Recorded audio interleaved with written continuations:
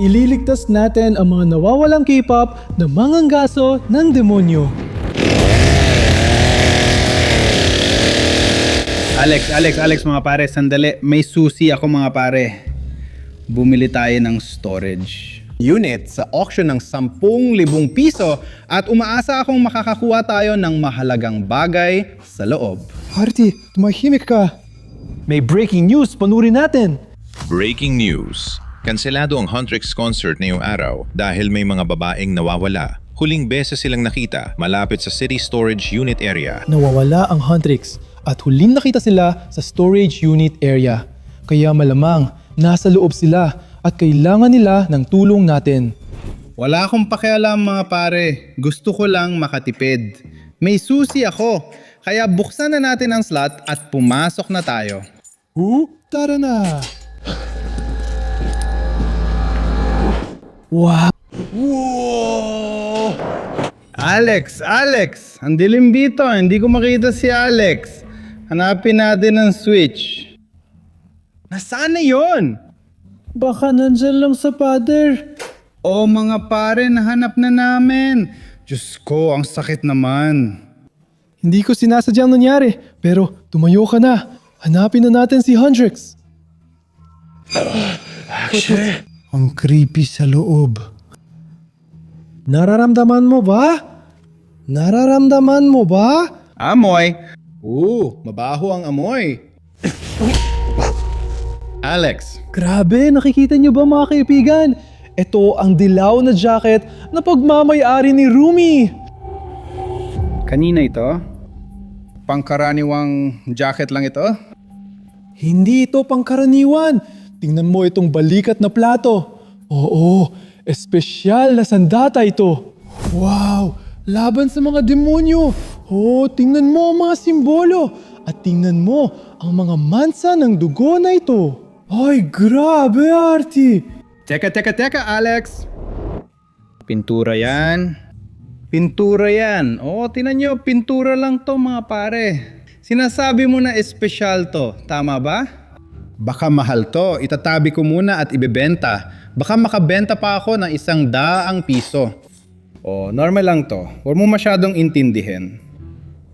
Hindi ko alam, pero para kay Rumi to. At kung nandito to, nasaan siya? Nakikita mo ba siya?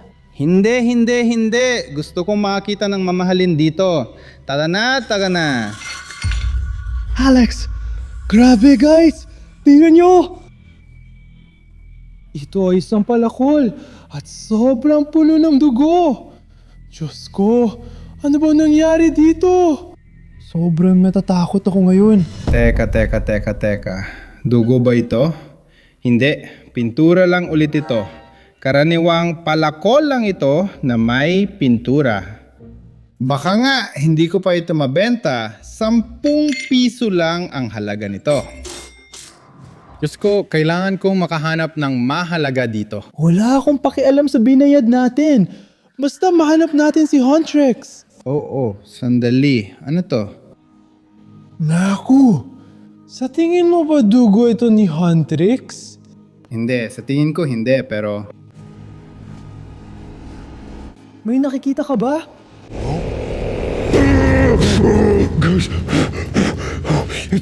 Nakakatakot sa loob. Ano ang nakita mo?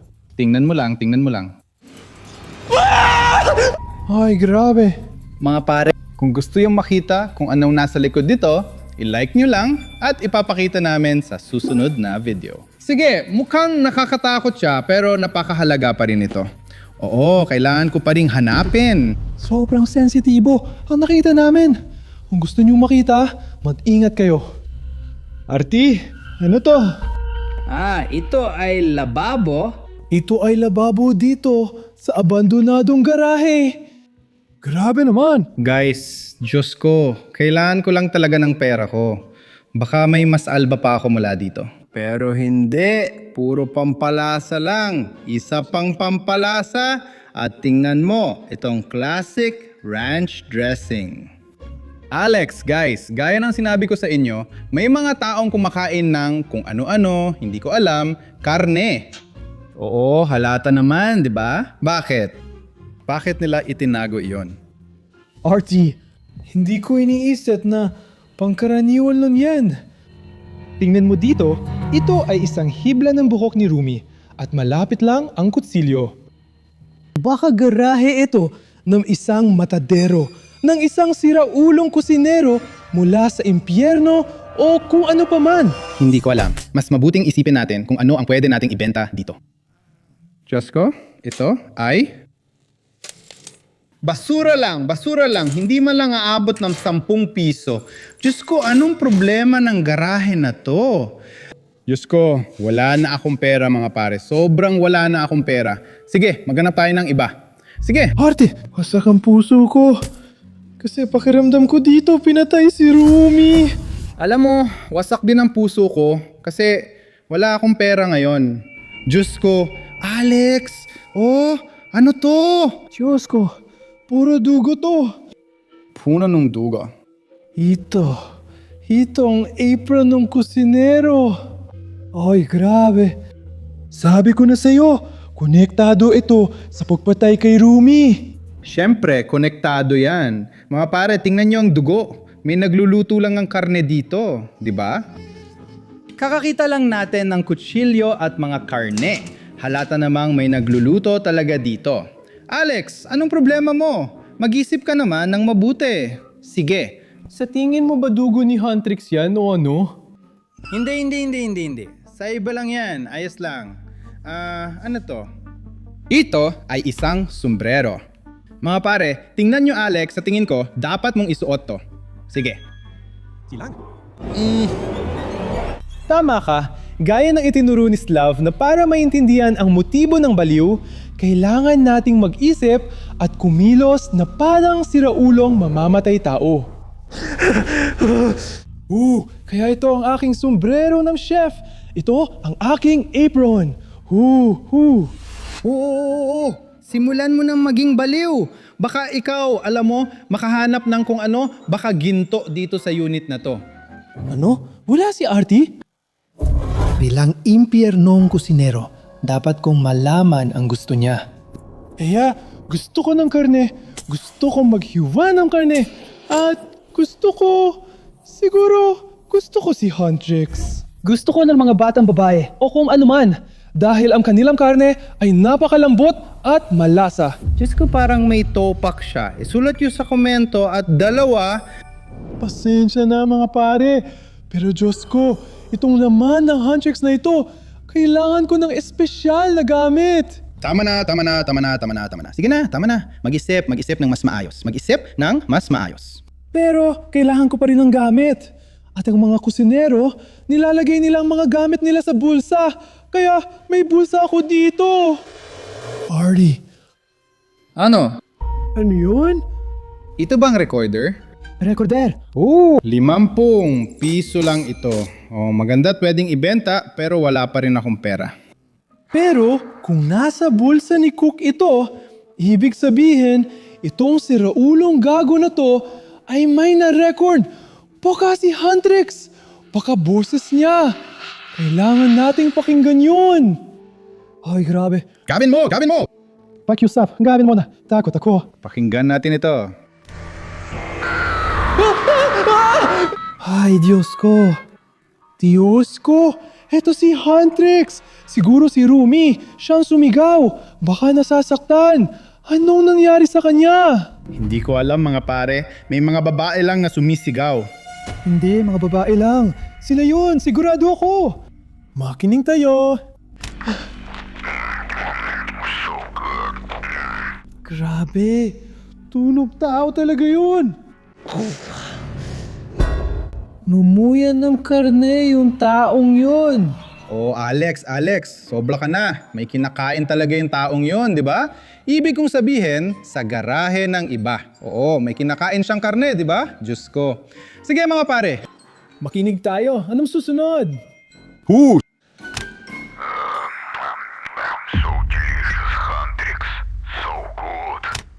Grabe! Kinailan ng impaktong kusinero si Huntrix. Hindi ako sigurado. Ibig kong sabihin, guys, nandito ako para magtipid. Huwag niyong kalimutan, binili ko ang garahe na to ng 10,000 piso at kailangan kong makahanap ng kahit ano. Guys, tingnan nyo, may nahanap ako. Siguro mahal ito. Ibig kong sabihin, baka may halaga ito. Malaki ito at hindi ko alam kung ano ito. Para saan ba ito, guys? Kung alam nyo, pakisulat na sa comments kasi gusto ko magbenta ng kahit ano. Alam nyo na, kailangan ko mabawi ang pera ko. Oh, Alex, sige, ano ang susunod? Ano kaya ang mas mahal pa kaysa kay Huntrix? Ang ganda naman yan! Tingnan mo, kutsara ng isang tao. At ang kaldero. Oh, pati ang kaldero. Tingnan natin ang laman nito, mga kaibigan.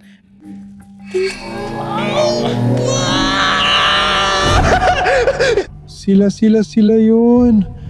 Si Huntrix, ito ang kanilang nilaga. Ito ang K-pop demon hunter na nilaga. Grabe. Hindi, parang kaswal lang. Ewan ko, siguro may nagluluto lang ng karne. Artie, Mga pare, ang astig nito. Kakakain lang niya ng mga babae. Crab! Hindi. Pero wala pa rin gastos. Mga lalaki, siguro. Oh, tingnan nyo, ang daming bagay dito. Oh, pwede ko itong ibenta. Siguro mga 100 piso rin. 1, 2, 3, 4. Sige, may 4 tayo. 400 piso. Sige, at tingnan mo, itong mga gamit na to, mahal to kasi malaki, di ba? Sige, nagiging seryoso na talaga ako sa pagkuha ng pera ko ngayon. Ano pa? ano yun? Ano to? Diyos ko. Ito. Ulo ni Rumi ito. At natatanggal ito. Artie, huli na tayo. Niluluto ng lalaki si Rumi. Niluluto si Rumi. Sandali. Mga pare. Tingnan niyo ulit ang ulo. Alex, tama na ang pag-iyak mo. Sige, tingnan niyo ulit ang ulo. Etoy. Ito ay plastic lang. Mga pare, tingnan nyo, plastic lang ang ulo na to at ang ganda ng pagkakagawa. Tingnan nyo lang ang mga mata. Grabe! Sa tingin ko, pwede itong umabot ng 500 piso. Oh, ibebenta ko to sa Amazon. Tama ba, Alex? Ibig sabihin, hindi si Rumi to? Siyempre, hindi siya yon. Diyos ko, ang tanga niya. Mga guys, i-like nyo lang kung gusto nyo. Sige, kasi ako gusto ko. Akala ko huli na at hindi na natin nailigtas si Huntrix. Grabe, parang tatalon palabas ng katawan ko ang puso ko. Oo. Sige. May ulo tayo, may pera tayo. Baka may mas mahal pa dito. Para ba ito sa? Para saan? Artie? Tama na. Nagbibiro lang. Sige. Ano ang ibig sabihin ng somebody? May tao ba? Ano? Ito ba ay may tao?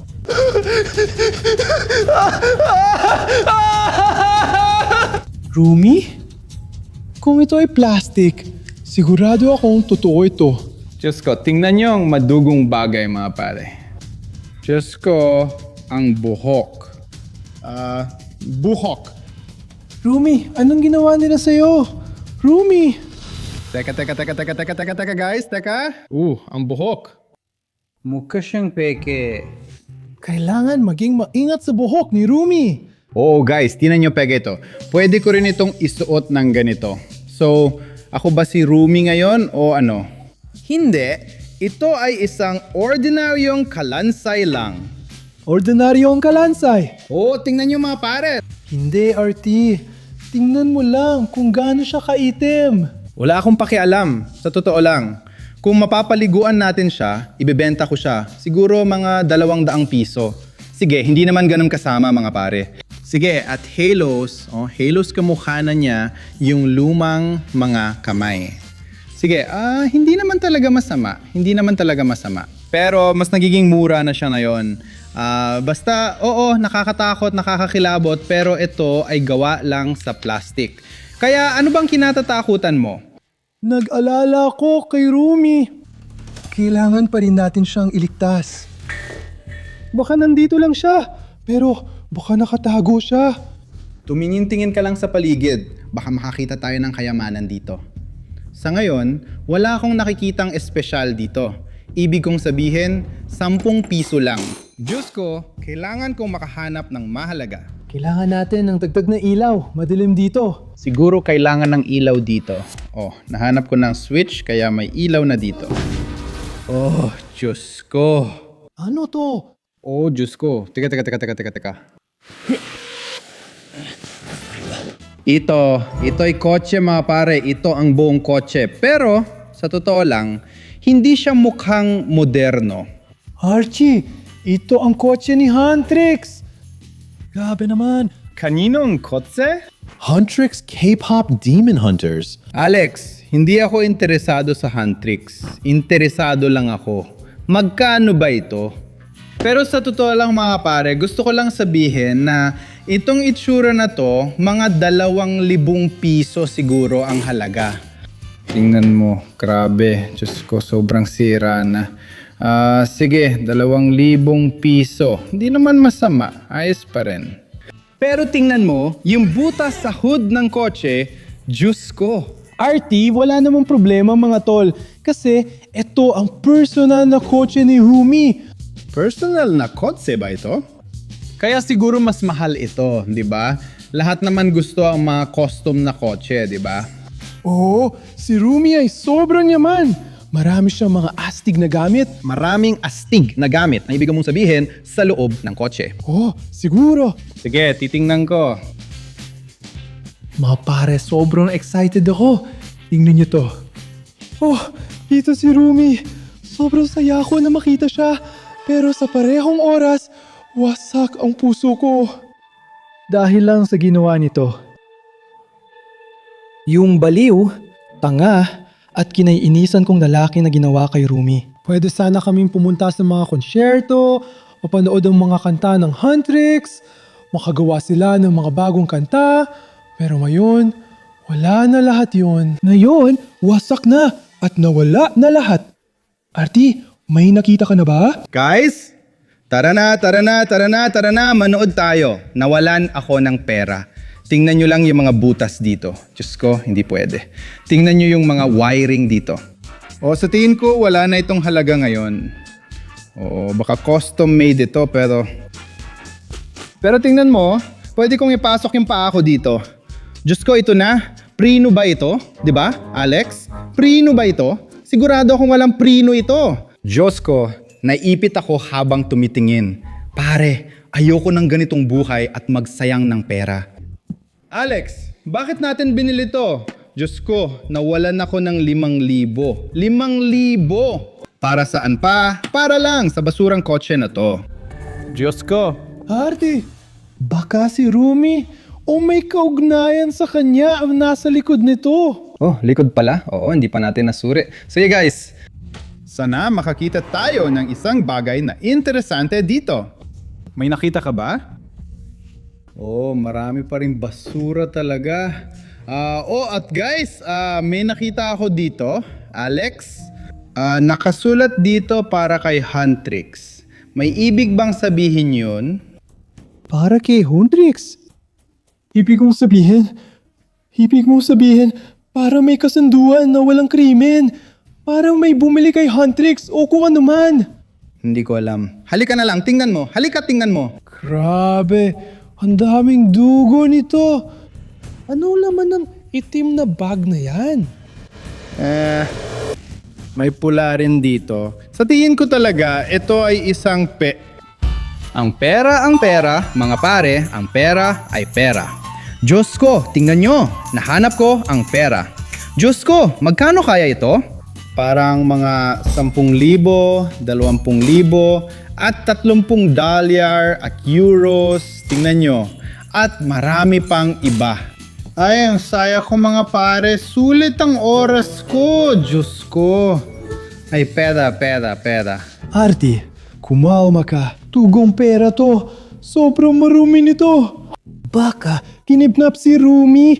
Tapos yung kotse, itong siraulong mamamaslang, manyak, gusto siyang ibenta sa susunod na tao. Alam mo, pera ay pera. Kumain ka na lang at wala akong pakialam kung sino dyan, Anong ginagawa mo sa storage unit ko? Nandito ito. Ito ang butcher. Mga pare, sino to? Binili ko ang garahe na to ng 10,000 piso. Akin to. Siya yun. Yung siraulong magtitiyang. Pero siyang pinatay mo. Huntrix. Sandali, tagahanga ba siya ni Huntrix? Siya. Kinain niyang Huntrix at ginawa itong nilaga. Pero ang mga babae sa recorder, sumigaw sila dahil sa sakit na dulot ng Huntrix. Kaya mga pare, hindi baliw ang taong ito. Isa lang siyang mahilig magluto. Kaya kumain kayo ng nilaga kasama si Huntrix? Makinig ka. This too. Oh my gosh, it's so good. Si Huntrix ang tinutukoy nila. Oh, itong nilaga na ito. Kaya maanghang at sobrang init ito. Okay, thank you. But we have to go. We have a concert. Pagkatapos, nagpunta sila sa konsyerto. Si! But, do you have a toilet nearby? Naku, oo, si Rumi ay may problema na naman sa tiyan niya. Ano to? Breaking news ba to? Ang Huntrix ay tumutugtog sa isang konsyerto ngayon. Yes, at ayos lang sila. Kaya totoo ang sinasabi mo, Artie. Totoo ang sinasabi niya. Kalukuhan na naman yun. Mga pare, Diyos ko, alam nyo, wala akong pakialam sa inyo. Wala akong pakialam sa inyo. Masaya ako na may pera ako, kaya mabuti na may pera ako. Pero kayo, lahat kayo, baliw. Ikaw, lahat, baliw sa Huntrix. Diyos ko. Anong problema ng taong to? Ayos na ang Huntrix at ngayon ay nasa konsyerto na sila. Sobrang nakakabaliw ito. Ang saya ko na hindi sila kinain ng taong to. Nilutuan pa nga niya sila, di ba? Tama. Ito ang bago kong kaibigan. Fans kami ni Huntrix at sana kayo rin. Kaya guys, kung gusto nyo pa ng mga adventure na tulad ito, i-click nyo ang like button sa ilalim ng video na ito. Mag-subscribe kayo sa aming channel at magkikita tayo ulit sa susunod. Magpaalam ka sa mga nanonood. Paalam.